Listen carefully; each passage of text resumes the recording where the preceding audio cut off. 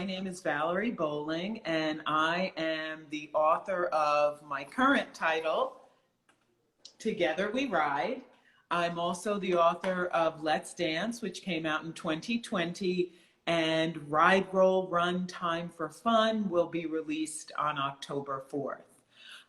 My journey to becoming a picture book writer was not necessarily the traditional one. I know a lot of people think that, you need to have an agent in order to be published. And I am happy to say that I do have an agent now, James McGowan of Bookends Literary Agency, who's fabulous. But when I published Let's Dance, I did not have an agent. And Let's Dance was discovered through a Twitter pitch. And I could do a whole talk on that, but oh, bless you. Excuse me, sorry. And there's no mute button on this. If we were on Zoom, I would have muted myself. That's how you know we're live, folks. Exactly. Yes, we're live. So I connected with my editor, Jess Negron, who at the time was with Boyd's Mills and Kane. It's now Astra Publishing. And that was how my first book was published. It was acquired in June of 2018, published in March of 2020, heart of the pandemic, and at the start of, I should say. And then I signed with my agent 3 months later in June, and he has, we've contracted 8 additional books since Let's Dance. So Together We Ride is the second one. That's amazing. Did you have any idea that it was when you started that you'd be sitting here, chronicling these achievements in just 2 years' time? Absolutely not. I could not have imagined this. I'm just so pleased and grateful and blessed and all of those words. I absolutely couldn't have imagined this. And what you say that you write because you want children to feel at home in books and to celebrate the diverse world that we live in. Why is that important to you, and how do your books help kids do that? Sure. So when I say I want all kids to feel at home in a book, that means that books have to represent such a variety of topics and experiences. And I want children to be able to look in books and see people who look like them and who have similar experiences. And I think that's very important for children. And likewise, books are a way for us to learn and for us to discover other cultures and experiences. So children need to have access to books also that are not about them and about their experiences. So from both perspectives, we really need that. And ideally, it creates a more empathetic world. And while that may sound cliche, I do believe that there's truth in that. The more we are exposed to different types of people and experiences, and books are often a way to do that. And it's not just reading the books, but it's the conversations around the books. And so particularly for very young children, it's the caregivers that are reading to them. What are the questions they're asking? What are the conversations they're having with children? And as children go on to school, what are the conversations teachers are having around certain books? And that is what is so important. And so I want to be a part of adding diverse books to this, to the canon.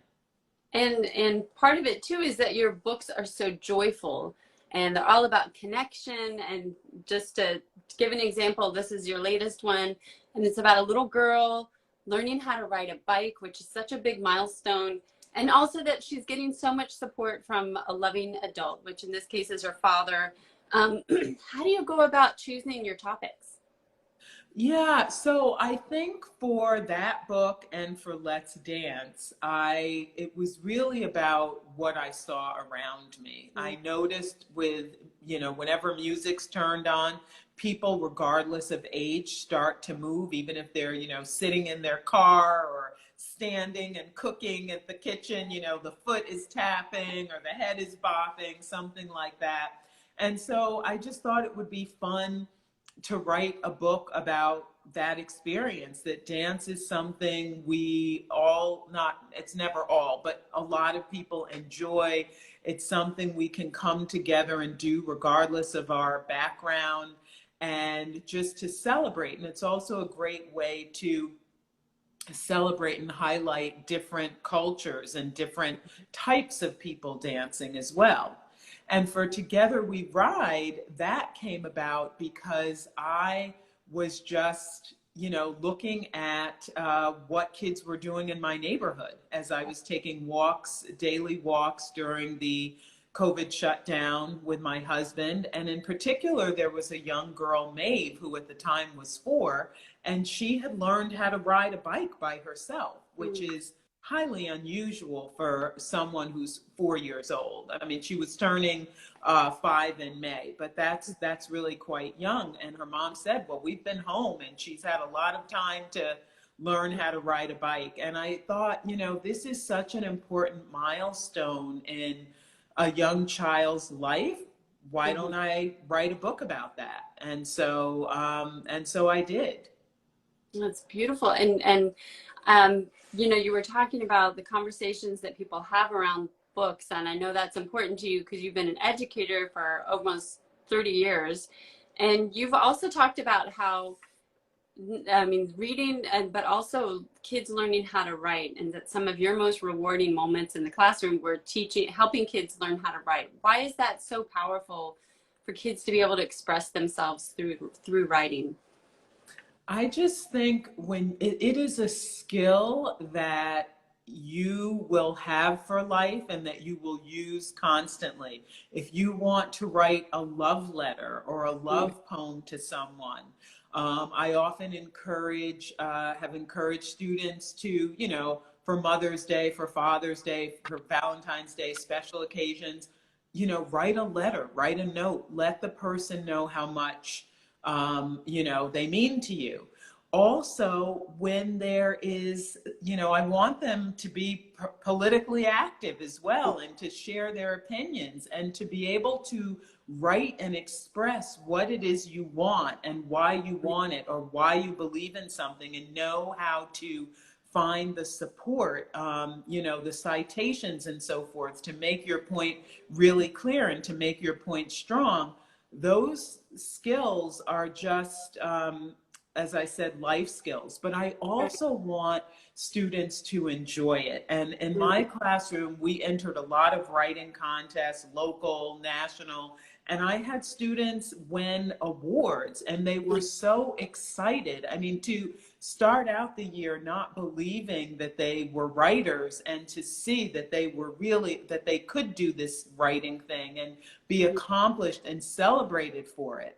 And even in our classroom, we would celebrate the writing. We would, I'd have students share their writing, and we would invite parents in, and teachers and superintendents. And so we celebrated, and even, putting the writing together in books that kids could actually take home and have samples of each other's writing. So it's just a way to sort of come together, build community, find out more about each other, and just, sometimes we talk, which we're doing now, and there's value in talking, but sometimes when you can just sit in the quiet, or if you need music on, whatever you need, and write, sometimes what you express will actually be different. And when you can really take the time with it and make it powerful and choose the specific words that you want, it's a beautiful thing. And I look at it as it is a gift that I give to students, the gift of being an accomplished and a confident writer. Right. And I love the connection between writing and reading, because I feel like, if kids see someone like them writing a book, or writing books with people like them, then it's not a stretch for them to think that they can write. If they only see characters in books that are nothing like their experience, they'll think, well, what would I have to write about? And also, I have to say, I've had several people on this, on the IG Live series, several authors that I've interviewed that said they got their start from a writing assignment or a writing contest when they were in elementary school or Wow. junior high. So it is, I mean, and like you said, you've had students win awards and go on to great things. So you never know what authors you have in your classroom that maybe will Absolutely. be interviewing another 10 or 20 years, because it's very That's powerful. absolutely correct. And that's why as well, and I'm glad you brought that up, it's not only the books that need to represent different types of people and different experiences, but the authors need to. Right. And that's why it's so important that we have authors writing from their experience, because I've read books that are written about, you know, from a particular culture, but not by someone of that culture. And Right. I've felt it and I've noticed it. And Mhm. I'm not saying all the time, but there are a couple of times where I've come across something and I've literally sort of gone, you know, I think if someone from that background had written it, I'm not sure it would have come across that way or been expressed that way. And I know there was no malice intended, but the way that it hit me just wasn't, just didn't feel good. And kids, as you say, they need to know that, you know, people who look like me, who look like us, people, you know, anyone and everyone can write and can illustrate and can create in whatever way they want to create. Right. And that's a very powerful message for kids to get. And speaking of writing, because this is something that just personally was really interesting for me. I read that when you wrote Together We Ride, you made yourself a challenge of using even fewer words than in your first book, Let's Dance. And I didn't write down exactly how many that was, but even Let's Dance was already a very small number of words. And you did it. And you actually, when you wrote Together You Ride, there were even fewer. If people haven't read it, you should. I mean, and it's really beautiful. It's still a very powerful story. And actually, that you advise writers to always look at what they can be cutting out. That we kind of have a tendency to write too many words. And why do you think that is? Why is less usually more when it comes to Yeah, writing? well, I'll answer that in a minute. I want to come back and just give people the numbers in case Oh, they're yes, curious. please do. So Let's Dance is 60 words, and Together We Ride is actually 30. And yeah, there's an author who, Cheryl B. Klein, some people know her, and she's also an editor, and she had written a book called Wings that is 12 words.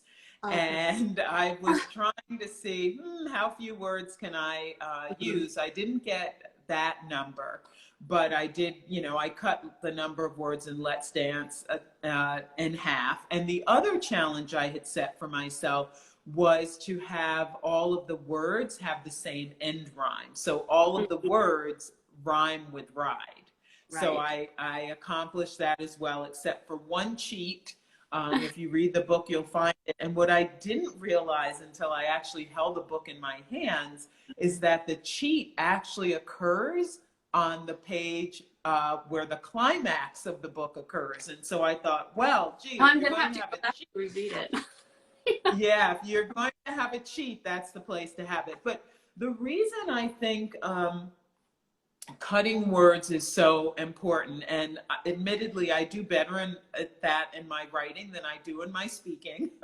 Again, when you write, you can take time to do Right. that, but as a picture book writer, Mhm. you really you want to try to be sparse. You don't, every word matters, and so you want to look through the manuscript and see if there's something you can cut. And it's also a marriage between text and illustration. So Mhm. you want to leave room for the illustrator. And if there's something that the illustrator can show, then that's not something that you need words for. And in fact, when I submitted both Let's Dance and Together We Ride, I had very few edits. There were only 2 stanzas that came out of Let's Dance, but no words were actually changed. And for Together We Ride, it was accepted as it was when you know, when it was acquired. It was the same manuscript that the editor, Elizabeth Lazowski, wanted to use that exact same manuscript. She didn't think it needed any edits. And then when we saw the words with the illustration, there was one word she suggested. She said, you know, I don't know if we need this word. And I agreed with her. And I also said, and you know what? I don't think we need this one either. And not a lot of authors do that. Right. So I think probably 32 words, and then it went down to 30 because we cut 2 additional words. So I think it's always good to look at that. I'm not saying that's the only revision technique, but that is one, because we do often use more words and text than we sometimes need. Especially, I would imagine, for a picture book, like you said, because so much of the story is carried by the illustrations. Absolutely. And the other genre I've been writing is early readers for the Scholastic Acorn series. And that's very similar because they have a format where they only want 2 words per line. And so I actually recently got an email from that illustrator asking about, from that editor, Katie Carella, asking if we could cut a particular line so that it would just be 2 lines. And I said, absolutely, sure, go ahead. So I'm very willing to do that. I know not every author is. I know it's a lot tougher for some, but I'm willing to do it because I know it makes the story better. Well, we are coming up on the end of our time. This has been so fun to get to talk to you and to hear. I love talking to authors as a reader, because I'm not an author myself, but I review a lot of books and I have kids that I read to. It's always so fascinating to me to learn the whole story that goes into creating these wonderful books that we enjoy. So I was wondering, to finish up, if you could give us just a sneak preview at the books you have coming out, because you said now you're contracted for, is it 8 books, or Right. So it's 8 since Let's Dance. So Okay, Together We Ride is the first. And then Ride, Roll, Run, Time for Fun comes out October 4th. That's with Abrams, illustrated by Sabrena, Khadija. And then next year, there are sequels to Together We Ride and Ride, Roll, Run. So the sequel for Together We Ride is Together We Swim. And it's the mother in the story teaching the younger brother how to swim, but you get to see the father and daughter in the pool as well. And I actually, just before this call, was sent some cover samples, you know, with what's the cover going to be. And I have to tell you, they are amazing. Kaylani, Juanita has done an incredible job. And then the sequel to Ride, Roll, Run is Bing, Bop, Bam, Time to Jam. And that's about a musical block party. And it features some of the same kids from Ride, Roll, Run who are outside playing all the outdoor games that kids like to play. And then also my Scholastic Acorn Early Reader Series, Rainbow Days, will debut next year also. So I'm looking forward to that. And then so far I have one title for 2024 called I See Color, and that is co-authored with Kaylee Pugh and illustrated by Laylee Frazier. Oh, I should also say Rainbow Days is illustrated by Kai Robinson. So, and I See Color is with HarperCollins. I'm sort of jumping back and forth because I want to give everyone props, and I'm not wanting to forget anyone. But yeah, so I'm looking forward to all of those books releasing. I'm hoping that there will be more added. But as of now, that's what I know about, and those are books that have been announced as well, so I'm able to speak about them. Well, wonderful. I'm really looking forward to reading those, and I know you're not able to see the comments, but you've gotten some lovely comments about love the stories. And Jasmine Ganter says, so sweet, can't wait for the swim story, and we'll check out your current books. Please do, if you haven't read them yet. This is the one I have here, is Together We Ride. That's the latest one. And also Let's Dance, which was an award-winning one. Yes, congratulations. And I can't wait to see the new ones coming out. Thank you so much for joining us. Thank you so much. It was a pleasure to be here, and thank you to those of you who were able to tune in. Even though I couldn't follow the comments, concentrate on what I was saying. I did notice that my agent, James McGowan, is here. So I want to give a special shout out to him. He's always so supportive. And I'm so glad, James, that you were able to tune in. Oh. So enjoy the rest of your day, everyone. I'm about to go out and do some yard work and then go for a walk. And I have critique group tonight. So.